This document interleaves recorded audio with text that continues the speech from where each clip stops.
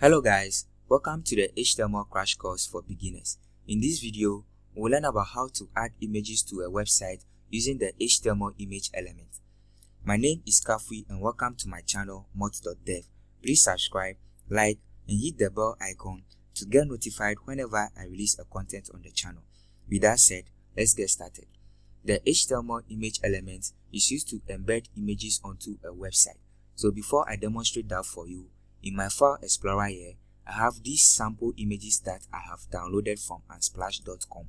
So these sample images, in this images folder, I downloaded them from what? The unsplash.com website. So let me show that to you quickly. So this is the website unsplash.com. So as you can see, there are tons of free images that you can download and use in your project. So now let's head back to VS Code. So in order to add an image to your website, we use the HTML img tag. So I'll just go ahead and write img and then press enter for auto completion and save. So this is the HTML img tag, which is used to include images to what? A website. So it is a self-closing element or a self-closing tag. So it's not like this h1 or this heading element that has opening and closing tag. It is a self-closing tag, just like the horizontal rule tag or the line break tag. So it has the src or the source attribute. This src attribute specifies the URL or the path to our image file. So in this example, my images are in the images folder, and then in the images folder, you can see that with auto completion, I can access the individual images in my images folder. So I'll just go ahead and choose the first one, which is the bed.jpg, and when I save, hopefully we see our image displayed in the browser for us. So this is how we can add an image to our website. The next attribute, which is the auth attribute, is where we provide an alternative text for the image, which is displayed if the image fails to load. It is also essential for accessibility purposes. So over here, the value we provide to this auth attribute will be displayed if this image fails to load, maybe due to poor connection. So I'll just write a bed standing on a tree as my auth attribute or the value to my auth attribute and save. So in case I remove the extension of the image, so when you remove the image extension, and which in this case is the .jpg, the image will not be displayed. So when I save this, you see that the image is no more displayed in my browser.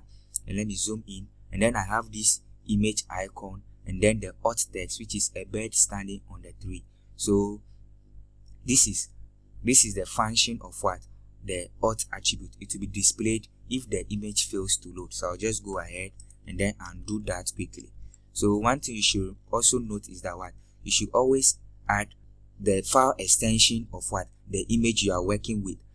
So if you are working with a .jpeg file or a .png file, image file, you have to add the extension to that image file.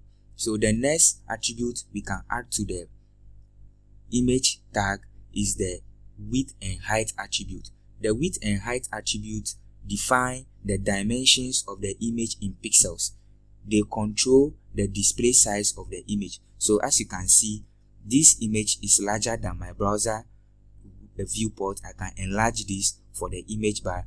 Let's say I want a smaller image. I can use the width and height attribute to control the width and height of the image. So over here, I'll just say the width of 200 pixels and then a height of 200 pixels. When I save, you see that our image is now smaller. So this is how we can use the width and height attribute to control the display size of the image.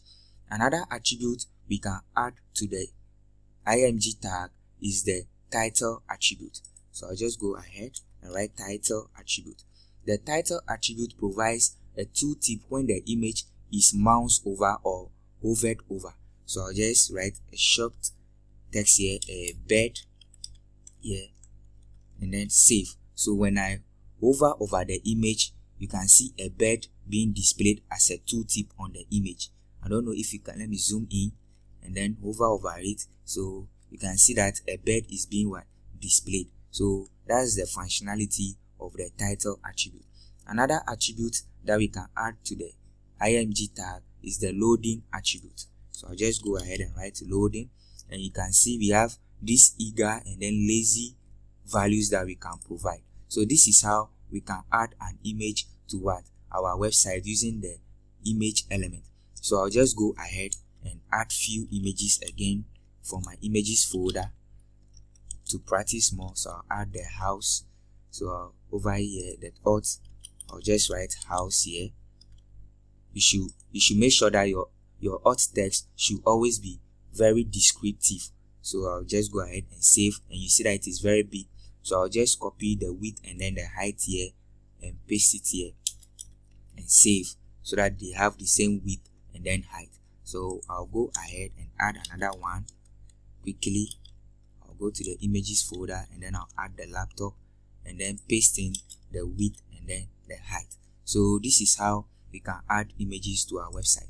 Now, one thing I want us to look at is how we can add remote images, which means images that are not part of our local computer, or they are not in our file. So you see that these images, I've already downloaded them. So in case you want to add an image which is not part of your local file, or it is not located on your computer, how do you do that? So I'll just go to unsplash.com quickly and then copy the image URL of one of these images here. So I'll just copy the URL. So in order to, let's come back here. So in order to add the remote image, we still use the img tag, and then in the source attribute, I'll provide the URL to the image and then save. So when I save and scroll down, you see that you can see the image here. So I'll just put in the width of 200 pixels and then a height of 200 pixels to make it smaller. So this is the image here. So this is how you can add a remote image to your website by putting in the address or the URL to the image. So you should note that whenever you are working with images, you should always add the source attribute and then the alt attribute. For the width and then the height attribute, you can control it, or you can control the display size of the image using CSS, and mostly that's what you end up doing by controlling the width and then the height of your images in your website using CSS. So the alt attribute and then the source attribute are very important whenever you are working with images. So that's all for this video. If you have any questions, put them in the comment section for discussion. Please subscribe, like, and hit the bell icon to get notified whenever I release a content on the channel. Thank you for watching, and see you in the next one.